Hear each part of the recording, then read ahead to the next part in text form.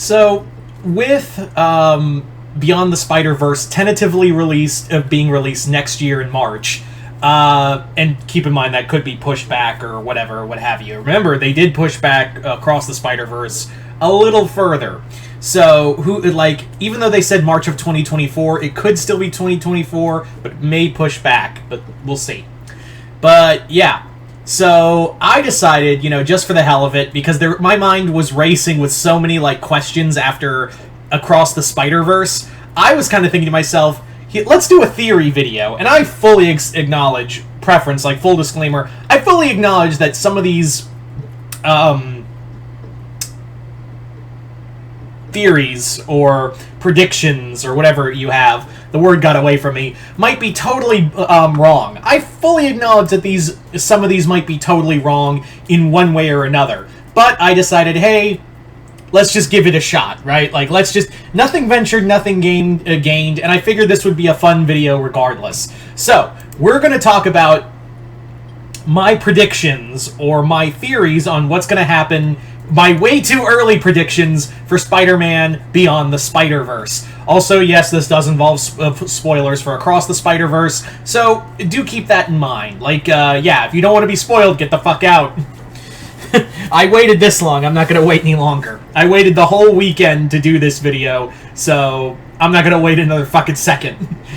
Anyway, so let's get started with the first one. My first prediction is that someone in Gwen's spider team is gonna die. I do think at least one is gonna die. There are two candidates that I think that are gonna bite it.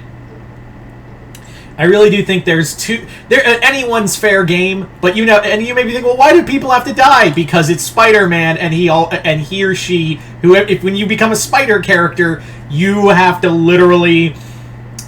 You have to deal with tragedy. That's just how it is. And God forbid we have a Spider-Man can't be happy. So, here's my prediction. Here's my first prediction. My first and foremost prediction. One of members of Gwen's team is going to die. However, like I said, I nailed it down to two spider people I think are most likely to die in the story. The first being Spider-Man Noir. Why do I think Spider-Man Noir? Because the dude is willing to just, he looks like he's willing to sacrifice himself, and he was willing to sacrifice himself in the first movie. So it would make sense that he would go down swinging, literally, to protect the others and protect Miles. The other one, and this one really has death flags all over him, is Peter Parker, our Peter, who brought it, because he can't be happy with Mary Jane. That's... God forbid we have that and, have a child and whatnot. So Peter, the reason why is because, mentor figures always have that red flag at one point or another. So Peter, that's the one I don't want to die, but the way that they talk about him and how he was, reluctant again in helping Miguel with the whole trying to talk Miles down thing and then regret it and then go off. I just, there's something about it, and also the whole mentor thing makes me go, you have a he was the first one that made me go, you were giving off death flags right here, Peter. I really don't want that, but, yeah. Again, maybe none of the characters die, and everything's fine. Speaking of characters not dying, I think, Miles is going to survive, is going to keep his father alive and keep a canon event from happening. Because, yeah, the reason why I think he's going to save him and nothing's going to happen is because he's not, technically speaking, Miles isn't canon. If you guys remember, Miguel pointed out that the spider that bit him was from Spider-Man from Earth 42, where he's trapped now with the Prowler version of himself. That spider, so Miles in his universe was never meant to be Spider-Man. He was never meant to be Spider-Man. So the web of life, or whatever you want to call it, the connections with the Spider-Verse don't affect him. So the rules don't really apply. So that was kind of a flaw I thought about, actually, just an hour ago. I was like, wait a minute. If Miles isn't canon, technically, quote-unquote, canon to this whole Spider-Verse thing that Miguel's going on about, then it would make sense that, like, the whole thing of having his father die, you know, the whole Captain Stacy death, that whole thing doesn't affect him. Like, that doesn't play a major effect into it. So, yeah, I was kind of thinking, yeah, it wouldn't. If he's not canon, then that's not canon. Miguel's just crazy. Which I kind of hope is not the case. I'm really hoping Miguel hasn't gone insane with power. But again, like, Miguel is such an edgelord that it would not shock me. But I don't want that. I really don't want Miguel to be just another... I know he was antagonistic, but that's just Miguel, and you see the backstory. It's like, okay, that makes sense. But on the other hand, can we not make him too much of a dick in the next movie? Like, can we have him, like, be a dick, but then realize, oh, I was being a dick. I'm sorry. Okay, instead of him going full Ironwood, Ruby fans will know what I mean, and have him be just another villain. I would like that. I would appreciate not making Miguel a villain. Anyway, my next prediction is that Miguel does get that happy ending, because the whole theme of it is that, you know, the whole theme of these films is that Miles is against the narrative. Miles has always been against the narrative for most Spider people.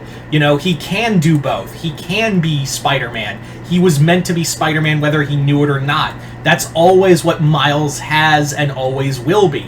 So yeah, that's what I do think, is that Miles will have that happy ending, which is alien for Spider people. Like, cause yeah, if it's one thing Spider people are really good at, it's be self-destructive. So yeah, it wouldn't hurt, it wouldn't kill anyone to have a happy Spider-Man. And yes, someone's gonna type in the comments, but what about his Uncle Aaron dying? Yeah, that happened. You can't make an omelet without breaking a few eggs. Next up, for my next prediction, we get to see the Sinister Six cartel. When they said, like, there's a Sinister Six cartel, I really hope we get them as secondary villains for the Spider-Man to fight. It does look like Miles is a member of that group, as that version of Miles is the Prowler. But I do hope that we get, like, other versions of the villains. Like, I really want to see other Spider-Man other Spider-Man villains, other classic Spider-Man villains. Yes, we got that into the Spider-Verse, and the Spot technically is a classic Spider-Man villain himself, but it wouldn't hurt to see like what this version, and seeing the animation styles and seeing this kind of animation and what they could do with these versions of, like, maybe I would say, like, Genki would maybe be Hobgoblin, because Ned Leeds in the Tom Holland movies was basically Genki, just differently named. So just make Genki Hobgoblin, or make him Dr. Octopus or something. It would make sense, they're both friends, so he'd probably be backing that.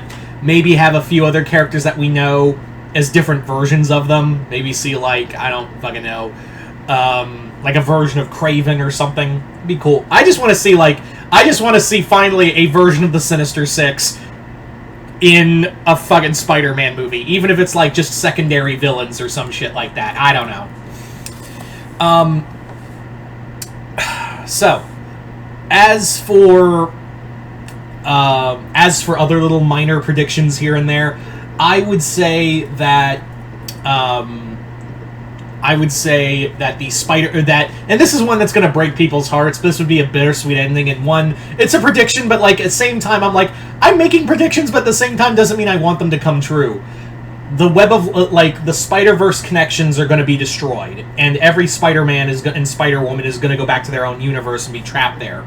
And that's how I see it going. Like, again, while I do want a happy ending for everybody, I always have that thought of, it's Spider-Man, he can't be happy. God forbid a Spider character be fucking happy. So I think what might happen is that the Spot is going to do something like rupture the multiverse. And what happens is that in order to stop in order for Miles to stop the Spot, is that he has to do something to the interconnection with the Spider-Man with the Spider-Verse, and in doing so, in order to stop the Spot for good, he closes the gateways to the other access to the other Spider-Man universes, and everyone goes back, including Gwen, and they never see each other again. They just have to gotta accept it. But at the end of the movie, Miles meets that universe's Gwen. Would anyone be shocked if that happened? Because I feel like no one would be shocked, and I think it would piss off some people, but that's why I put it here. Not to piss people off, but more like it would not shock anyone if that was the ending. Anyway. So, yeah, those are just a few like I said, none of these predictions may happen. I fully acknowledge that none of these predictions may happen at all. There's a good shot that none of what I said matters, but it's kind of fun sometimes to make predictions and whatnot.